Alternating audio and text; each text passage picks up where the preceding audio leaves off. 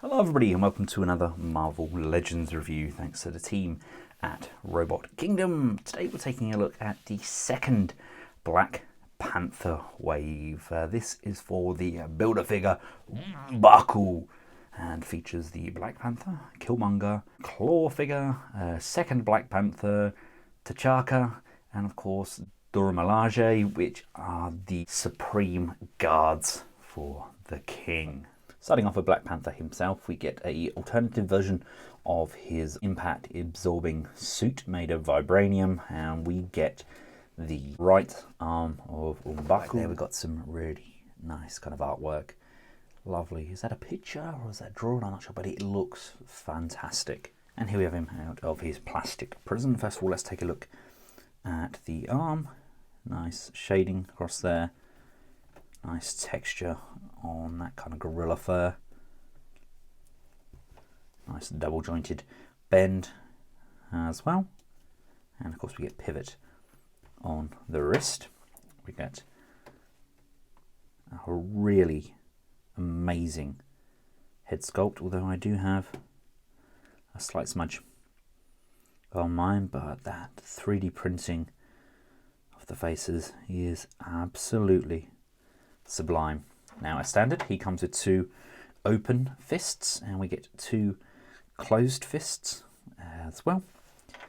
This is by far the best Black Panther figure they have released to date. It's got a texture over the top, it feels kind of netted. The sculpt is absolutely sublime, and just look at the levels of detailing. They've done like circuitry on the inside there. And he is built like a tank, just adding that extra texture. The joints are all superbly made and there's really nice cuts. The sculpt, it's new to me. I haven't seen this sculpt done before.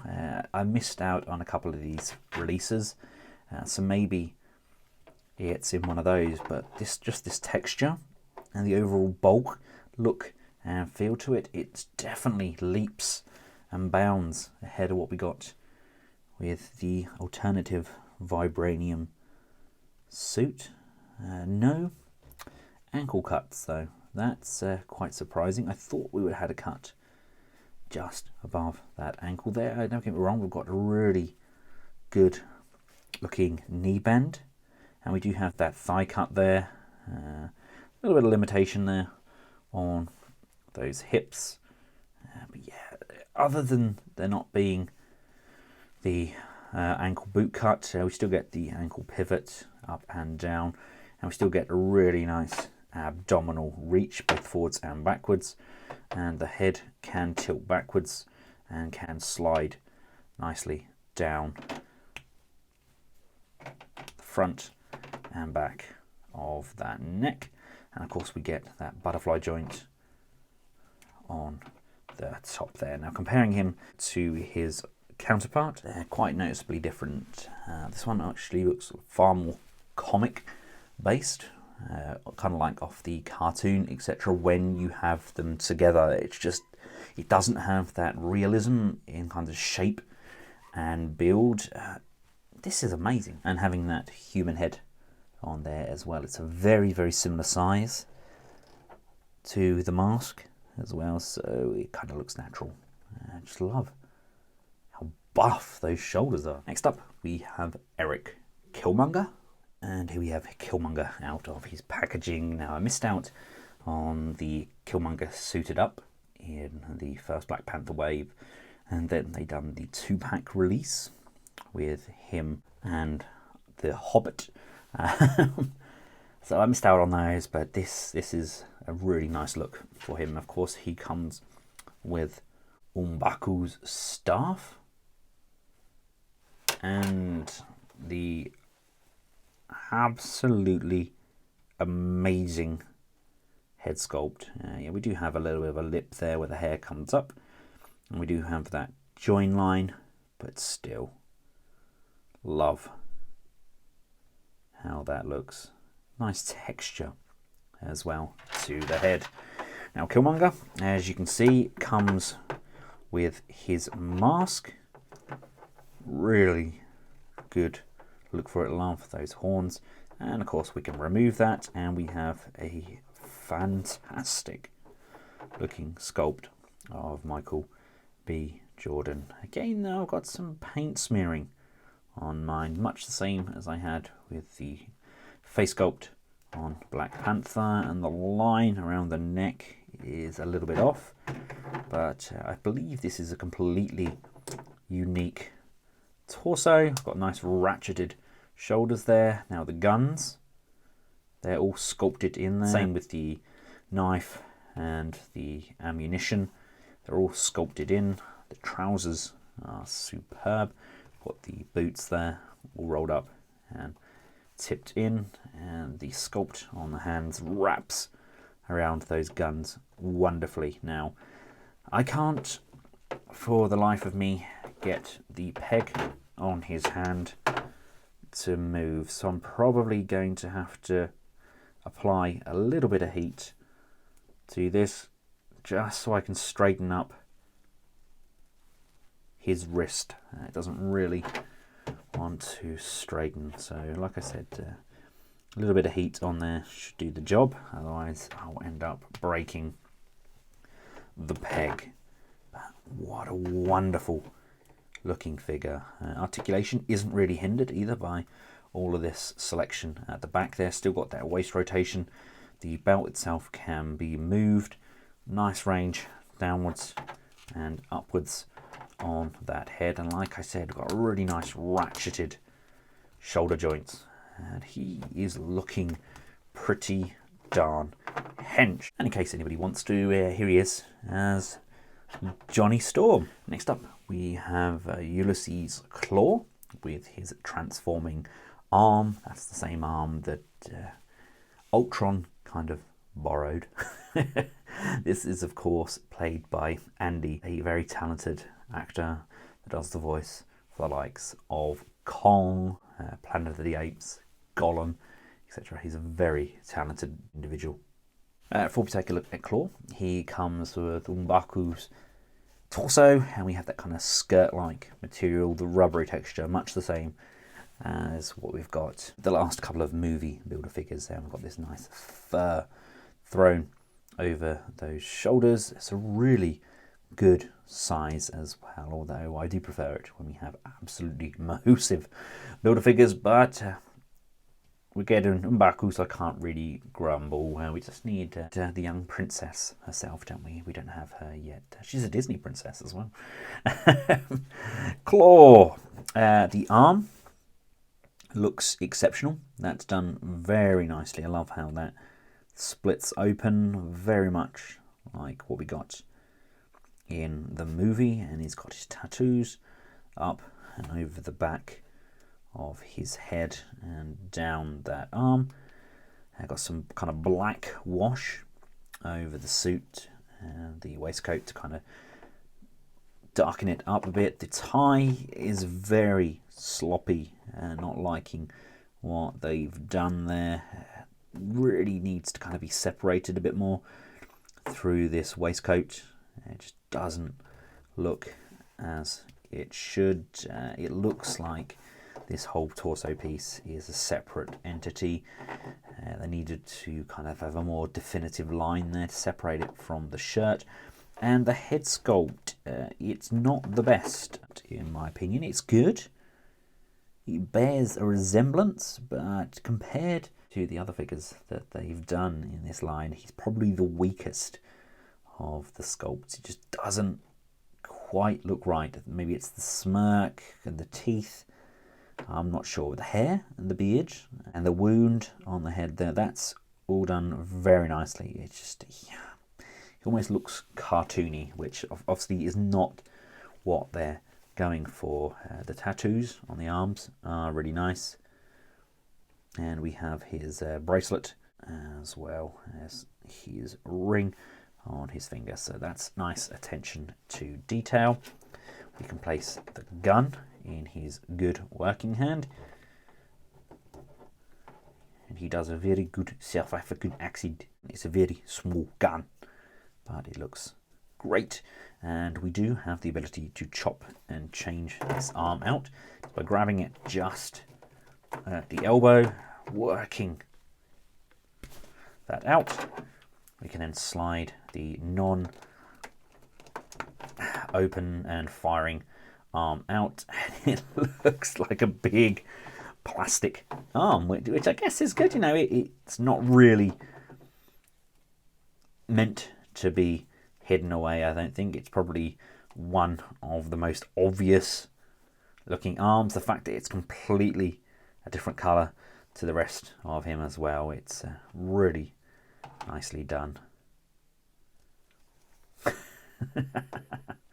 And you've got the nice little groove on the inside of the hand there where it's about to open up and fire. He does still have an abdominal crunch up there, but the waistcoat's quite a thick jacket, so if we had intended to give him an abdominal crunch, it doesn't really work. There's a nice texture to the trousers, the cut on the groin, etc. works well. The bend at the thigh, and there's of course the boot cut and rotation on the feet, but again there is no cut below that knee to help with the rotation of those shins. It's all in the thighs. Next up we get the second Black Panther in this wave, just him in his black kind of non-glowing suit. And here we have him out of his package. Now he comes with the second of the arms, much the same as the first, only different, and we get a second human head. Similar, but not the same as before. This one has a smirk, whereas the alternative is a much more stern look.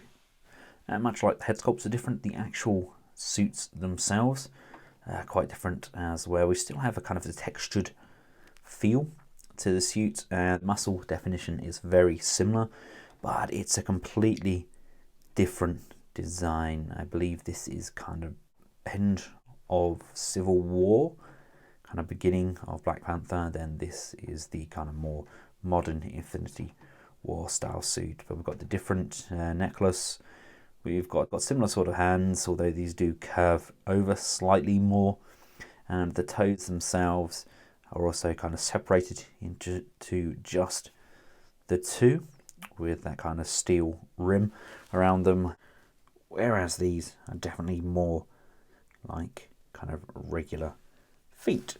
So as nice as this suit looks, I'm not overly sure there's a need for it, to be honest. We've had a similar suit before in the Civil War wave, I think it was. I mean, this suit itself, I love the texturing, but again, no cut above those ankles. The leg rotation is all reliant on that leg twist on the thigh. Next up, we have T'Chaka, the ex-king of Wakanda prior to his death, kitted up in his Black Panther getup. Now, T'Chaka comes with a leg. Really love the kind of overlayer that goes over that foot to keep it warm coming from the heels. And not a fan of those dark hinges though. Surely that could have been painted up. Nice texturing and weathering on the front there as well. And here we have him out of his box. I love the line work they've done around the mask, and I love the fact that he does look substantially different to the Black Panther of today. Love the African tribe pattern on there. I believe it's much like we get with Scottish tartan. Each tribe has their own unique look. Love how that goes, and I love the fact that this is kind of more ill-fitting in comparison to the kind of lycra-clad superheroes of today. This is kind of baggy around his boots there. He's still looking pretty hench. This is kind of before he let himself go a little bit like me. Now, parts-wise, I think it's a basic repaint of this figure, just replacing the silver with the gold, and we do have that alternative head sculpt. I like the fact that the head is bigger as well. It's not exactly the same size, and of course we do have the alternative trousers as well. But that being said, even the likes of the feet are very similar indeed. It's just a little bit of paint, a little bit of trimming, and it does make all of the difference. As far as articulation goes, same as before, and this being a rubbery texture, it really doesn't hinder the figure at all. Again though, I'm not sure there's the demand for the figure. Maybe people like to collect the vintage looks of figures. Maybe the World War II Captain America could kind of team up with T'Chaka. Maybe they'd look good together.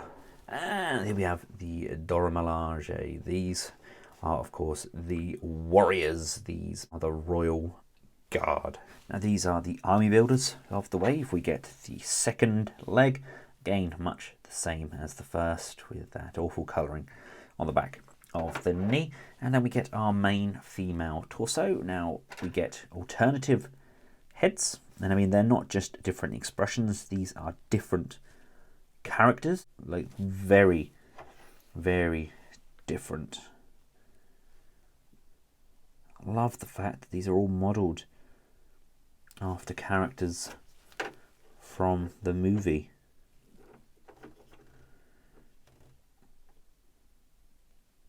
What a great little idea. I'm going to have to get some more of these so we can build up the Royal Guards. Get 2 of these blades. Again, nothing that we haven't already seen. We get a large spear, and we get a dagger, or is it a tip of one of the spears? I believe it's a dagger. Here she is, along with some of her colleagues. I like the fact that the armours are all very similar, but at the same time they are all different. These are actually a different colour as well. This is much more kind of orange to look at, but of course we can just switch out any of these heads.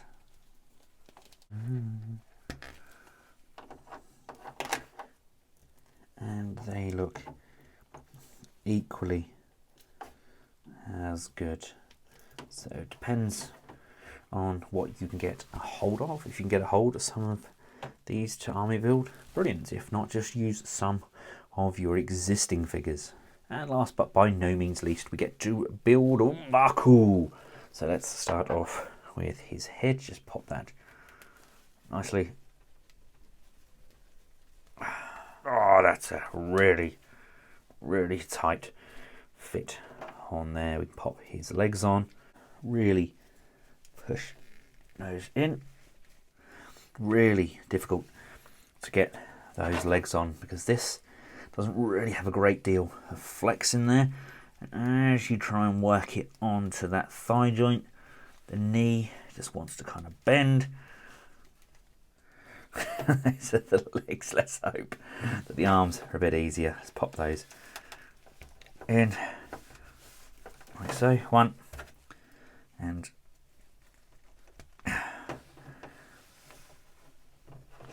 2, and then we can just give him his staff, and here we have him fully combined up. Those legs were a complete and utter nightmare to get in. You really have to work those in, but the overall look is completely worth it. I love that kind of gorilla fur coming over the back and over the back of those legs. There's enough flex to get a pretty wide stance. We do have the upper thigh rotation, get a nice bend on that knee, and we get up and down and pivot on those ankles. We do get a waist rotation, but it's all part and parcel of this upper diaphragm joint, and the shoulders can come out to the side on a ratchet and down all the way around. Upper bicep rotation, double jointed bend on those elbows, and the head can look up, and we can look down, and we can go left, and we can go right. And definitely one of my favourite figures from the wave. Now, as far as the wave goes, we've got some pretty decent figures in there. Yes, they're not all unique, but I definitely love what they've given us. Klaue's head could have been better. Maybe we didn't really need another version of Black Panther. The kind of vibranium suit is definitely my favourite interpretation. I love M'Baku. He is an incredible character both in the film and as a toy. The elite guards are awesome. And again with T'Challa, not really sure there's a need for him. I believe they could have really filled that slot with somebody different. But all in all, it's a very good set. Well and truly worth every penny that I paid, and I will of course be selling my other Black Panther now because I have no real need for him. In fact, I might even get rid of T'Challa as well, and the non-glowing suit as well. They just don't do it for me. But the likes of Killmonger, Klaue, and M'Baku, they are superb. Once again, I'd like to thank Robot Kingdom for making these reviews possible. I've included a link where you can buy this entire wave, and until next time, from myself and the M'Baku wave of Marvel Legends, goodbye.